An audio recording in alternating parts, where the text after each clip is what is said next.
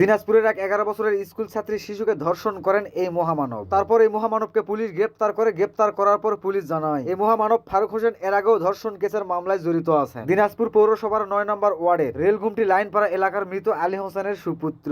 পেশায় তিনি একজন পাইলট, মানে তিনি ভ্যান চালায়। ধর্ষক ফারুকের আত্মীয় স্বজনরা জানায় ফারুক নিয়মিতই গাঁজা সেবন করত, আর সেই কারণে বেশ কিছুদিন ধরে স্বামী স্ত্রীর মধ্যে প্রচুর পরিমাণে ঝগড়া চলছিল। এক পর্যায়ে এসব অত্যাচার সহ্য করতে না পেরে বাড়ি থেকে বের হয়ে যায়, অন্য একটা জায়গায় বসবাস করছেন এবং তার স্ত্রী বর্তমানে মেসেও বাসা বাড়িতে কাজ করে তার জীবন যাপন করছেন। ধর্ষণের বিবরণে স্থানীয় লোকজনেরা জানায় দুপুর বেলায় বাড়িতে কেউ না থাকার কারণে সেই সুযোগ নিয়ে ফারুক বাড়িতে প্রবেশ করেন। তারপর ওই 11 বছরের স্কুল ছাত্রী শিশুকে জোরপূর্বক ধর্ষণ করেন। তখন ওই সময় ওই শিশু চিল্লাচিল্লি করেন, আর ওই শিশুর চিৎকার ও চেঁচামেচি শুনে এলাকাবাসী তাদের বাড়িতে প্রবেশ করেন এবং ঘটনাস্থলে এলাকাবাসী ফারুককে ধরে ফেলেন। তারপর 999 ফোন দিয়ে এলাকাবাসী পুলিশকে খবর দেন। তারপর দ্রুত ঘটনাস্থলে পুলিশ আসেন। পুলিশ এসে অভিযুক্ত আসামিকে গাড়িতে তুলে নেওয়ার সময় ক্ষিপ্ত এলাকাবাসী রেপিস্ট ফারুককে মারধরের চেষ্টা চালান। এইটা এলাকাবাসীর একটা বিশাল বড় ভুল হয়েছিল। 999 কল দেওয়ার আগে ব্যাটারের জায়গার উপর ডেট করে কবর দেওয়া উচিত ছিল। যাই হোক, এদিকে এই ঘটনায় অভিযুক্ত ফারুকের দৃষ্টান্তমূলক শাস্তির দাবি করেছেন এলাকাবাসী। এদিকে দিনাজপুরের সদর সার্কেলের অতিরিক্ত পুলিশ সুপার আব্দুল হালিম বলেন, ঘটনার সংবাদ পেয়ে পুলিশ অভিযুক্তকে আটক করেছে এবং ভিকটিমকে উদ্ধার করে হাসপাতালে ভর্তি করা হয়েছে।